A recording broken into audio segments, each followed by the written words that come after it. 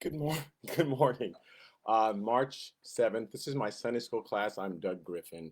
Welcome, and thank you for listening in. We are in the book of Genesis. We're in chapter 24. We've been following Abraham, and now Abraham, son Isaac, they're looking for a wife for him, which he doesn't have a lot of options because Abraham is determined that it shouldn't be a Canaanite, and that Abraham is living in the land of, so there's Canaanites everywhere. It's like living in California and deciding, well, I can't marry someone from California. And say, well, everybody here is California. So he sends his servant up north, across east, and then to his homeland, the land where his family, where he was born, up in the Syria, Turkey area. Um, so his servant, we think it was Eliezer. That's the one that was mentioned. We think it was Eliezer. Um, and so we're going to start from there. Genesis chapter 24. Eliezer is looking for a wife. He has prayed to God and said, okay, help me find the right wife for Isaac.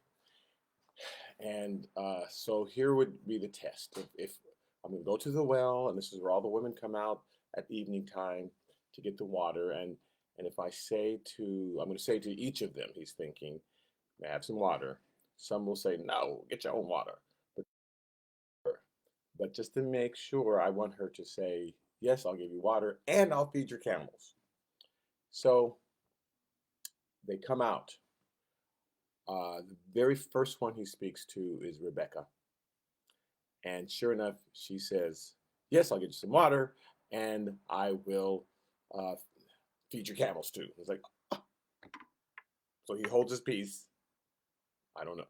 And well, let's like, I don't know if this is God or not. Let me wait and see what happens. So then he asks, so he gives her a ring, nose ring, and bracelets. And then he says, by the way, who are you? Because she could say, I'm Rebecca the Canaanite. Like, oh.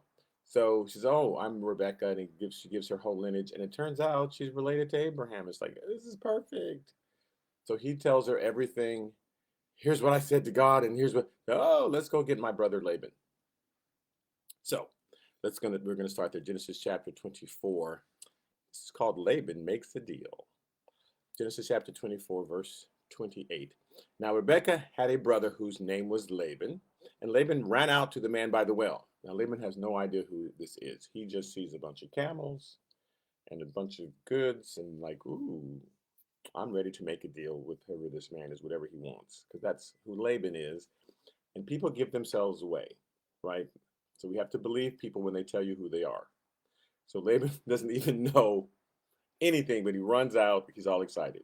Okay, so it came to pass when he saw the nose ring and the bracelets on his sister's wrists, and when he heard the words of his saying, thus the man spoke to me, where she tells him the whole story. That he went to the man, and there he stood by the camels at the well, and he says, so the man is Eliezer. I don't know why they wanted to say his name. But anyway, so he goes to the man and says to him, verse 31, come in, O blessed of the Lord. So I like, oh, come on in. Okay, for I have prepared the house and a place for the camels. Ah, then the man came to the house, and he unloaded the camels and provided straw and feed for the camels and water to wash his feet and the feet of the men who were with him, because obviously they've been traveling in sandals along sand, dirty, nasty feet. Okay, food was set before him to eat, but he said, I will not eat until I've told my errand. So this was very important because until you accept their hospitality, you can call the shots. But once you accept it, once they're feeding you, they get to say what happens next. We're going to do this next, and we're doing that because you're now the guest in their house, and they're kind of in charge of you. So those are just the rules. Who gets to decide what to do? Well, I do because you took my food. Well, no, I didn't take your food yet, so I still get to say my piece. And he wanted to let me get all of this out because I can see what kind of man Laban is because he got all excited. He didn't even know who I was. So let me tell him the whole story. But he's sizing up Laban. Okay, and so Last week I didn't go through his story because we already knew it. But this week I just want to go through certain parts because this is where Eliezer is kind of shaping the story a little bit because he knows what's important to Laban. So he doesn't quite tell exactly what happened. He changes a few things. For example, in verse 37, here's Eliezer saying, "Now my master made me swear, saying, you shall not take a wife for my son from the daughters of the Canaanites in whose land I dwell, but you shall go to my father's house and to my family and take a wife for my son." So I want you to go straight to my father's house. Now, Abraham's family lived all in that area. They didn't all live in that house. Abraham's the third youngest. The youngest, he's the youngest son. His dad had three sons. He's the youngest. The oldest son died early on, and the oldest son, his son was Lot, and he had a daughter, and so Abraham took Lot in. But the daughter is living in that land, married to somebody. That's Abraham's family. The middle son, Nahor, had a bunch of kids, and they all had a bunch of kids. The only one living in that house, though, still in his father's house, is Laban, because he inherited from his dad. Laban's dad is dead. That's why the oldest son and the mother are the ones making this deal, and so he gets the father's house because he's the oldest son of the son that's remaining. The oldest son, he didn't have a Lot is with Abraham. They just had a daughter, and in those days, we're not going to give the daughter the house. I don't know why not. So, so Abraham didn't say go straight to my father's house. He said just go to the land where my family is. But Eliezer added that part in. Abraham says, "But you shall go to my country and my family and take a wife for my son Isaac." But he didn't say specifically the father's house. But Eliezer is shaping the story because it's very important. He sent me right here to this house, and I happened on this house, and that just shows you that it's God. Really, here's what's funny. Laban was already sold, and we don't have to help God out. We do not have to help God and say, well, let me just add a little bit to this to make sure this happens. But he did. For example, in verse 40, he says, "But he said to me, the Lord before whom I walk will send his angel with you and prosper your way, and you shall take a wife for my son from my family and from my father's house." Specifically, go there to my, and Abraham's not thinking about his father's. He doesn't know. Just go to the land of my family. Hopefully, you'll run into some family member. So, but this is Eliezer adding the story because all he says. Here's what Abraham said: "The Lord God of heaven took me from my father's house and from the land of my family, who spoke to me and swore to me, saying, to your descendants, I give this land." So the God who took me from my father's house and said, and from that land, and said, "I'm going to give you this land," he will send his angels before you, and you shall take a wife of my son from there, from that land where I came from. But Eliezer's, no, he told me to come right here, and God sent me here. Isn't God good? All right. Verse 46, "And she made haste," still Eliezer telling us how the order of events as he's described it. "She made haste, and she let her pitcher down from her shoulder and said, 'Drink, and I will give your camels drink also.' So I drank, and she gave the camels drink also." Like, that's the good part. "But then I asked her and said, 'Whose daughter are you?' And she said, 'I'm the daughter of Bethuel, Nahum's son, whom Michael bore,'" right? Bethuel. So Nahor's son is Bethuel, and Nahum and Michael had a son, right? Um, so then I put the nose ring on her nose and the bracelets on her wrist. Well, that's not the order that happened. He was so excited. He gave her the ring and the bracelet before he had any idea who she was. This is how it happened. So it was when the camels had finished drinking. The man took a golden nose ring, half a shekel, and two bracelets from her wrists, weighing in 10 shekels of gold, gave him to her, and then said, "Oh, wait, whose daughter is you?" Because she could have been anybody. He was just so excited. "Ooh, you fine." Yeah. "Ooh, girl, who are you?" So, but that's not how it happened. That's not how he's telling him. He said, "Well, I asked first whose daughter." And when he said whose daughter, then I said, "Oh," then I gave her the nose ring. "No, you didn't. She already had that ring. She could have been anybody.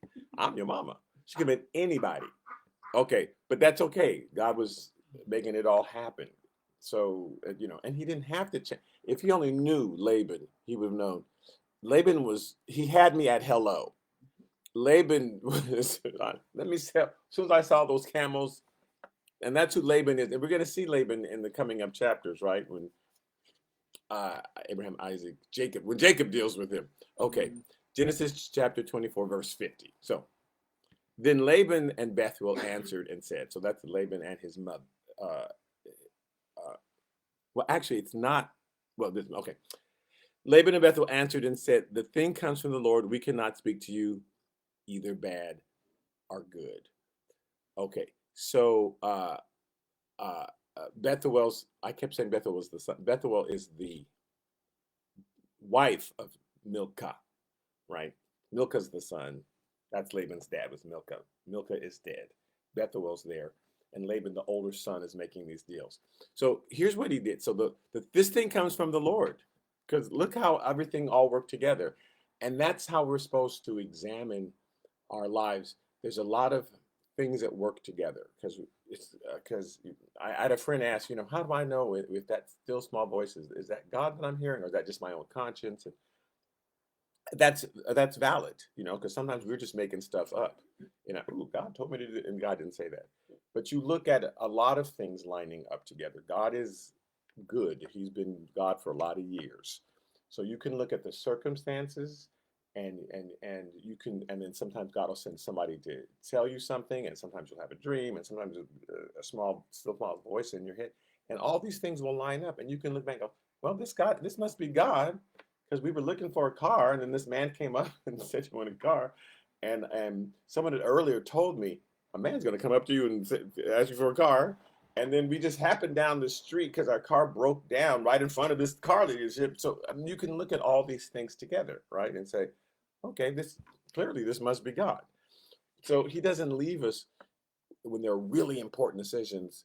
Doesn't leave us confused, like, well, I don't know this God. No, you can look at all the different things that God has put together. He does use circumstances. He does use other people to talk to you. He does use a still small voice. He uses all these things, and you can look at them and say, okay, this big decision I'm about to make, things are lining up. So I bet this is God.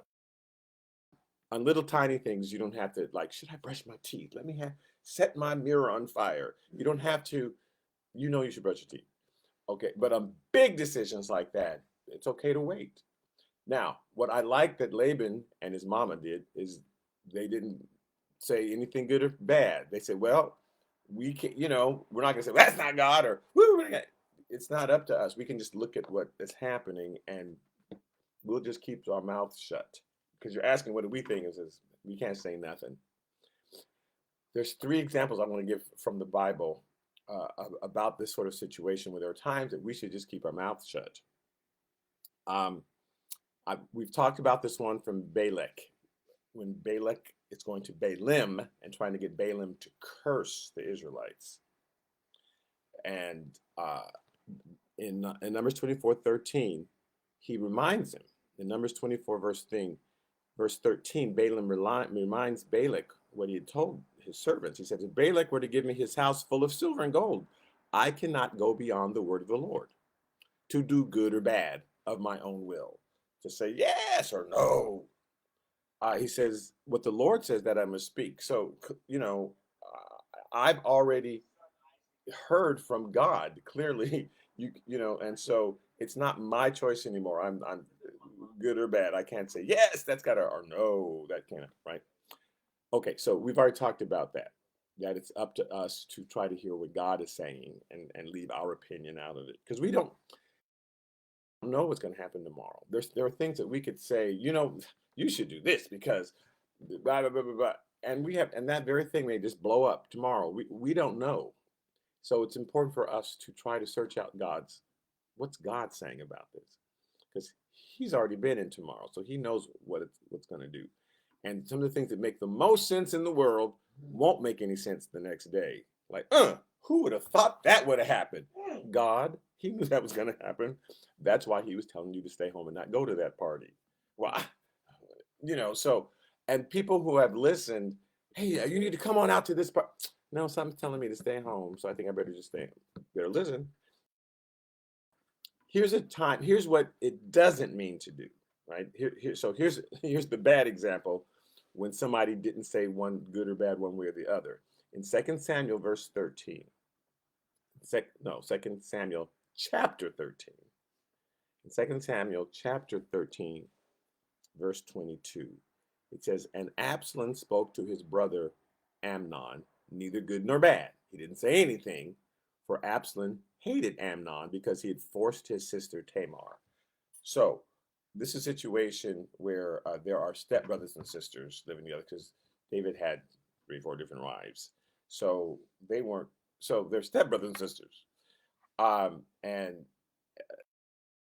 Amnon forced himself on his sister Tamar, and Absalom hears about that. Now that's his actual blood sister, and it says he didn't say anything good nor bad. Well, the problem with that is he'd already made up his mind for bad. So it doesn't, to adapt the principle, well, I didn't say anything, well, but you'd already had your mind made up. He was going to kill Amnon. So that's why he didn't say anything good or bad, because he didn't want to give away what he was about to do. But he'd already decided. So that's not what God is trying to teach us here in this lesson. He's saying, decide for good or bad. Just wait, because we're sometimes really quick to make a choice when we hear something. Oh, well, and we take a side instantly. And, well, I'm going to go tell them, or, oh, that sounds great. Sometimes just wait, just wait. God will fix it, or God will tell you what to do, or there are things that we can just wait on, and just stay neutral. We want to have an opinion, but it's like just stay neutral and let God work it out. That's not what Absalom did. Absalom had already decided, I'm gonna kill him. So when it says he didn't say anything good or bad, that's not a good thing in that case. He should have said, you're not gonna kill him, and somebody may have talked him out of it. So it doesn't mean make up your mind and just keep your mouth shut. It means before you make up your mind, just keep your mouth shut and let God speak to you, because he'll tell you this is a good thing or a bad thing, what to do, right? Because people have been offered things. Oh, I've got this incredible deal. That's how the scammers get everybody, by the way, on the phone. Here's this incredible deal for you. And if you just send money to so and so, and we just jump at it instead of, well, let me pray about that first, because that good thing, that may not be a good thing. I'll just give me your social security number and I'll just hook you up with them. You got $1,000 check waiting for you. No, you don't. And so we jump at stuff, and there are times to just slow down, and God will tell you what to do. Here's an example of that. Jacob, Abraham, Isaac, Jacob. Okay, so Isaac's son, Jacob, this is coming up in chapter 31. He's at Laban's house. And finally, he's got Leah and Rebecca, both wives, and he's ready to get out of there. So he leaves in a hurry, and Laban finds out, and Laban gets really upset. So he tracks him down because he's upset. You took my But God comes to him in a dream and says, when you get there, don't say anything good or bad. Just hush before you make up your mind what to do. Because Laban would have gotten there and said, okay, I want everybody down and outside, and we're going to search everything, and whoever it is that took my statue, I will kill. Well, it turns out his daughter had taken it, right? So if he had done what he had purposed to do, if he had done what, he would have been very upset. So God just came to him in a dream. And God didn't tell him why. He just says, don't say anything good or bad when you get there. Just before you do some crazy thing, just wait. Okay, so he's talking to Jacob in Genesis chapter 31, verse 29. And he says, it is in my power to do you harm, but the God of your father spoke to me last night, saying, be careful that you speak to Jacob neither good nor bad. Because he might have killed Jacob and then searched everything and found out his daughter is the one that took it. Or he might have just said, whoever, took it, I'm going to kill. Because he was ready to kill somebody. And God, he says, but God said, don't say neither good nor bad. Just don't say, just wait. Let me work it out. So then he says to Jacob two things, because he's trying to figure out why Jacob was why else would Jacob suddenly leave? He must be leaving because he took my idols. That must be why he's leaving. But then he thinks and says, okay, now you have surely gone because you greatly long for your father's house. I get that you miss your father so desperately, which was way not true, because in his father's house, Esau was waiting for him to beat him up. So Jacob, that was far from the truth. But that's what he figured out. And sometimes we try to read people's minds and why they did what we think they did. Well, I know why you did that because no, you don't why they did that. You don't know why. God knows. And so sometimes we need to just slow down and, just wait. So he says, now you've surely gone because you greatly long for your father's house. But why did you steal my gods? So Jacob in verse 31 of chapter 31, right? Genesis 31:31 says, Jacob answered and said to Laban, because I was afraid for I'm sorry, I was afraid, for I said perhaps you would take your daughters from me by force. He's saying that's why I thought you're going to take your daughters back. So it wasn't anything having to do with I missed my father. I just thought you were going to take your daughters because it took you so long to give them to me. Laban's going to take them back because Laban hates losing on a deal, right? So here's what Jacob said without thinking. With whomever you find your gods, do not let him live. So whoever took your gods, that I didn't leave because I took your gods. I left because I was afraid you're going to take your daughters back. So whoever has your gods, do not let him live. In the presence of your brethren, identify what I have of yours and take it with you. For Jacob did not know that Rachel had stolen them. So here's Jacob opening his mouth and not listening and not saying, wait, let me pray about this. Because that's why we just need to take our time because God can fix things. You don't have to fix it. Okay, Genesis, God tells you to do something, you better speak. But there are many times we need to just wait. Genesis chapter 24, verse 51. So we're back to where we were. Here is Rebekah before you, Laban says. So now that he said this whole thing, Laban says to Eliezer, here is Rebekah before you. Take her and go. And let her be as your master's son's wife, as the Lord has spoken. So yes, you may take her because you've already given me a whole bunch of stuff. You may leave. And it came to pass when Abraham's servants heard those words that he worshiped the Lord, bowing himself to the earth. Then the servants brought out jewelry of silver, jewelry of gold, and clothing, and gave them to Rebekah. He also gave precious things to her brother and to her mother. Here, take it all, because that, parting gifts. So now that he said, I can go. So Laban's looking at all this. Look how much what he gave me when I said he could go. So giving a dowry, women were so valuable in that time as far as how men were looking at women. Their value was, you can give me children, and the more children I have, the better army I can raise to fight I can plow this ground. And so at that point, they think, this woman is so valuable, I will pay you for her. And this tradition continued for a long time. Even in David's day, Saul looked at David and thought, I'm gonna make him pay to marry my daughter. I said Michal, but I'm gonna use it against him. So because Saul's jealous of David. And in 1 Samuel chapter 18, in verse 25, it says, then Saul said, thus you shall say to David, the king does not desire any dowry, but 100 foreskins of the Philistines.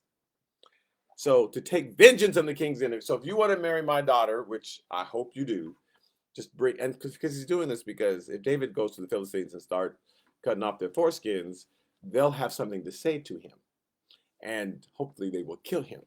But it says, but Saul thought to make David fall by the hand of the Philistines. Now, of course, David, because God was on David's side, David went, got the foreskins, handed them to Saul, said, thank you for your daughter. But so this whole idea of dowry and, so Laban already has a dowry. Here, I'm giving you all this stuff, but because Laban is greedy, he wanted more. So in Genesis chapter 24, verse 54, it says, he and the men who were with him ate and drank and stayed all night. They're ready to go because he says, you can go. Then they rose in the morning and he said, send me away to my master. Now he's saying, send me away because technically he can't leave until Laban gives him permission. You're a guest. I've let you sleep here. I fed you. I decide when this is over. So he says, send me away. Give me permission. I said, okay, now you can go. That's why, again, Eliezer said, let me tell you everything before I accept your food, because once I accept your food, you're kind of in control. But, verse 55, her brother and her mother said, oh, let the young woman stay with us a few days, at least 10. And after that, she may go. So, because he's thinking, I'm gonna make you pay to leave. So stay 10 more days, and then she can go, because this is what happened once I got you drunk. I'm gonna get you drunk every night, and you're gonna end up giving me all that stuff, because that's how Laban works. Now, here's what's interesting: the word that says days, let her stay a few more days for year. It's the same thing when we're talking about in Daniel chapter 9, when it says a week of years. Well, it says a week of days, but they translated a week of years, 7 years. Is that supposed to 7 days? Because it's the same word. So the translator are assuming that he said days, maybe 10 days. But he could have said a year, 10 months. I mean, maybe 10, because Laban, who knows? Laban's crazy, because Laban ended up doing that later with him. Oh, 7 more years, then you can have my more years, then you can have Leah. So he might have said years, we don't know, but they just translated it days. And then she may go. So he said to them in verse 56, and he said to them, Eliezer says, don't hinder me, since the Lord has prospered my way. Send me away that I may go to my master. Give me permission, please. So they said, well, we'll call the young woman and ask her personally, because he still doesn't want her. Like, no, if I can get you to stay another night, I know you will give me more stuff. So then they called Rebecca and said to her, will you go with this man? Are you sure you would go with this man? And she said, I will go. Like, oh man, darn it. We want to get more out of you, but I'm gonna get more out of Isaac's son. Okay, so they sent Rebecca away, their sister, and her nurse. Now it says their sister. It says that because Laban's there, but probably more of his family are there. More of his brothers and sisters are still living in their father's house, which was given to them by their grandfather, Abraham's father. So there are more than there. It's just that only Laban is speaking, and so they send away. And her nurse, we know is named Deborah in the next chapter, in Genesis chapter 35, not the next chapter, but about 11 chapters from now, Genesis chapter 35. It says, now Deborah, Rebecca's nurse, died, and she was buried, and it talks about that. So he sends her away, their sister and her nurse, and Abraham's servant and his men, sends them all away. And they blessed Rebekah and said to her, our sister may you become, the mother of thousands of 10,000s. Now they say it this way because they don't have the word a million in their vocabulary at that time. They don't have a million. And I remember when millionaires were like, ooh, he's a millionaire. Like, this person has $1 million. That was incredible. So they didn't need the word a million back then, because nobody had a million of anything.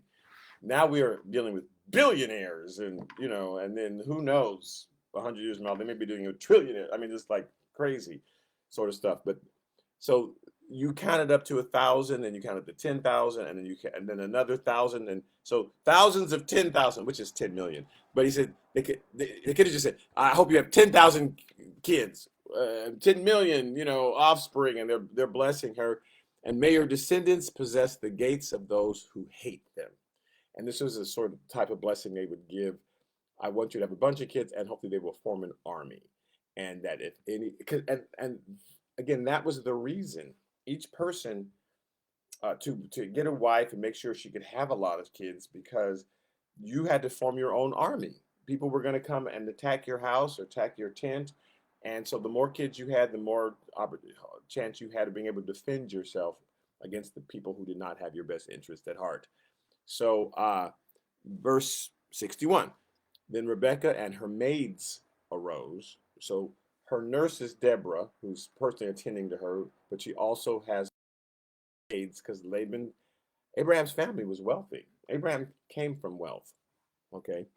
And they rode on the camels and followed the man. So the servants took Rebekah and departed. So they're way up north and east, and they're coming down back into Canaan, and they're going down, and they're looking for Abraham. Abraham had 4 or 5 different houses, different places where he lived, in Hebron and down south and in the middle. And so they don't know where he is at this point because it took a long time to get up there and find Rebecca and to get back.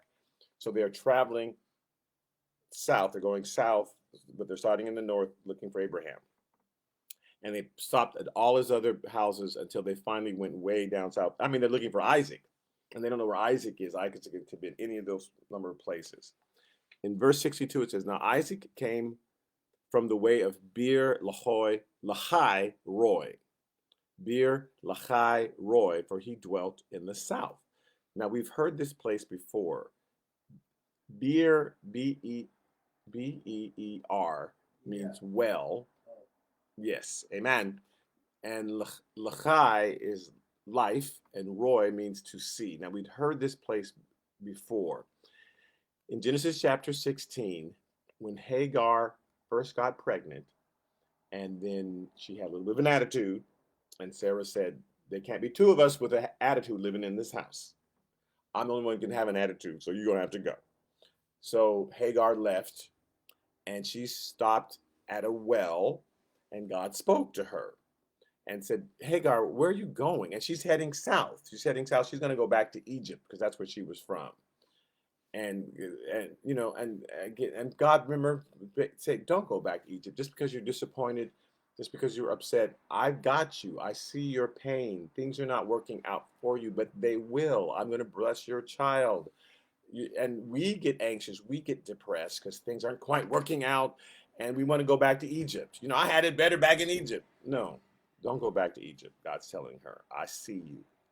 So in Genesis chapter 16, verse 13, it says, "Then she called the name of the Lord who spoke to her, 'You are the God who sees. You are El Roy." Roy means to see. You, El is God, right? You're the God who sees.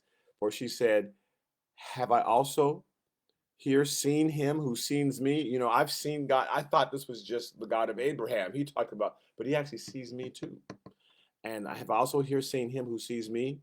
Therefore, the well was called Bir Lachai, which is life, Roy, which is well of the one who lives, Lachai, who's life, right, and sees me." So, and observe, it is between Kadesh and Bered. So it's down south, right when you get, right when you leave Egypt, there it is. So that's where Isaac was. Isaac was way down south. He liked going there. He that's one of his favorite places because he remembers the story. Obviously, when Hagar came back, she told the story. That's why we know it. So she told that story, and Isaac, when he would hear that story later, would think, "Ooh, that's that place where she went and she heard from God." So he lived there most of his life. In fact, in Genesis chapter 25, which in the next chapter, verse 11, it says, "And it came to pass after the death of Abraham that God blessed his son Isaac, and Isaac dwelt at Beer Lachai Roy." He liked to stay there. So that's where they find him now. So they've gone all the way through, and he's gone all the way down to the place where Hagar ran away, and there's Isaac, right? It says, "And Isaac," so he's traveling. It says, "And Isaac went out to meditate." This is verse 6. He went out to meditate in the field in the evening. Now I'm going to expose Isaac. Yes, he did like to go out to meditate in the field, but if you in the evening went out to the field, if you left your tent and you went out to the field to meditate, you were going out to poop. In Deuteronomy chapter 23, God gives the law through Moses, and he says, "And if you've had an accident in the night," this is verse 10, "if you've had kind of an accident in the night, you need to get up." And so, starting with verse 11, it says, "But it shall be when evening comes that he shall wash with water when the sun sets, and then he may come back into the camp." So going out there into the field in the evening, that's when they would wash, because when it was hot during the day, you couldn't wash the poop away because it was being baked on. So you could wash it in the evening. So you wait till the evening, wash yourself, then come back. Verse 12 says, "Also you shall have a place outside the camp where you may go out, and you shall have an implement among your equipment. And when you sit down outside, you shall dig with it and turn and cover your refuse." So when you're sitting there and they had to squat to poop, they didn't have toilets, you would squat. That's um, Eastern, that's an Eastern sort of thing. When I went to Japan, We had to squat to poop over, and the toilets were not. TMI. Well, okay. My wife's saying that's too much information. All right. Anyway, so since but you should have an implement, and you had to dig it. You would, so dig up a hole and cover your stuff. Now, here's why he says you need to do this. So again, if you're going out to the field and it's evening time, that's what you're going to do. He says, verse 14 in Deuteronomy chapter 23 says, "For the Lord your God walks in the midst of your camp to deliver you and give your enemies over to you. Therefore your camp shall be holy, that he may see no unclean thing among you and turn away from you." So he's saying, please go out and poop outside. Don't poop right in the middle of camp, because God's going to be walking around, and you don't want God to walk away and go, "Oh, these people are nasty," and then turn away, which is hilarious to me that that Moses is trying to give a reason why people need to do that.